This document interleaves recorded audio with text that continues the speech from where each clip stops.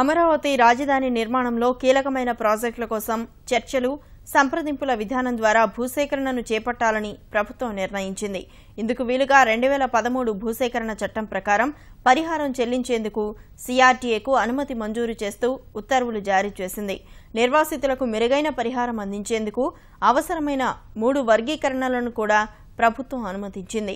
సమీకరణ ద్వారా ఇప్పటి వరకు 32,104 ఎకరాలను తీసుకున్న సీఆర్టీఏ మిగతా భూములు, మౌలిక రంగ ప్రాజెక్టులకు అవసరమైన నిర్మాణాలను ఆయా గ్రామాల్లో సేకరించేలా అనుమతి మంజూరు చేస్తూ ఉత్తర్వులిచ్చింది.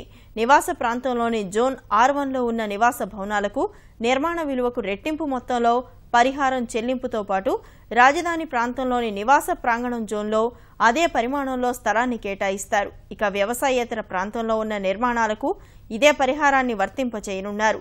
వాణిజ్య నిర్మాణాలకు ఖాళీ జాగాను మినహాయించి నిర్మాణ స్థలానికి రెట్టింపు విలువను పరిహారంగా సమీపంలోనే జోన్ నిబంధనలకు అనుగుణంగా స్థలాన్ని కేటాయిస్తారు. అటు లంక భూముల్లో ఉన్న నిర్మాణాలకు స్థలానికి రెట్టింపు పరిహారంతో పాటు 500 గజాలకు మించకుండా ఉండేలా స్థలాన్ని కూడా జోన్లో నిబంధనల ప్రకారం కేటాయించేలా వర్గీకరణ చేశారు.